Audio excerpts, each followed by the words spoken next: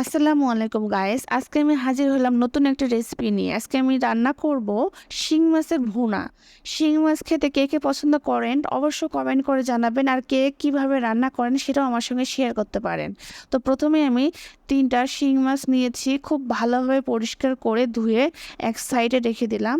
তারপরে আমি চুলায় একটা ননস্টিক প্যান বসিয়ে দিয়েছি, এখানে রান্নার তেল দিয়েছি পরিমাণ মতো, দিয়ে এখানে 1 কাপ আমি পেঁয়াজ কুচি দিয়েছি। তো আমি আজকে ভুনাটা পেঁয়াজ দিয়ে করব, এই জন্য পেঁয়াজের পরিমাণটা একটু বেশি দিয়েছি। তো আপনাদের পছন্দ মতো পেঁয়াজ দিবেন। তারপরে এখানে আমি 1 চামচ দিয়েছি রসুন বাটা, আদা বাটা, তারপরে এখানে দিয়েছি জিরা গুঁড়া, তারপর ধনিয়া গুঁড়া দিয়েছি, তারপর এখানে দারচিনি এবং সাদা ফল দিয়েছি। দেওয়ার পর আমি এখানে আর কোনো মশলা অ্যাড করব না, এই অল্প কয়েকটা মশলায় আমি এই শিং মাছ ভুনাটা করব। সবগুলো ভালোভাবে মিক্সড করে বেশ কিছুক্ষণ কষায় নিব।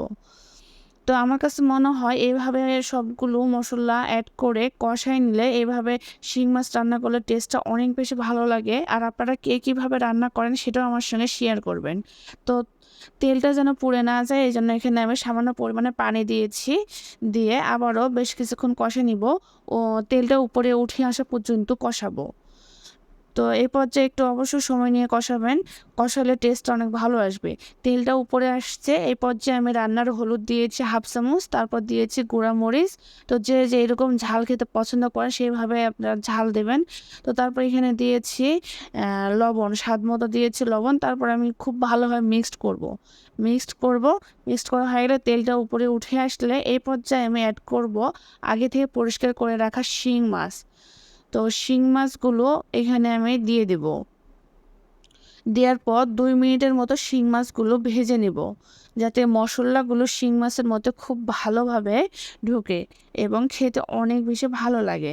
আর আমার ভিডিও কে কোথা থেকে দেখতেছেন অবশ্য কমেন্ট করে জানাবেন, যাতে আমি বুঝতে পারি আমার ভিডিও কোন জেলা থেকে বেশি পছন্দ করে। তো আমার ভিডিও যদি ফেসবুক থেকে দেখে থাকেন অবশ্যই ফলো দিবেন, এবং ইউটিউব থেকে দেখে থাকলে সাবস্ক্রাইব করবেন, আমার পাশেই থাকবেন। তো শিং মাছ দেওয়ার পর এখানে আমি ঝোলের জন্য পানি দিলাম 1 কাপ। মাছের পরিমাণ অনুযায়ী আপনারা পানিটা অ্যাড করবেন বুঝে।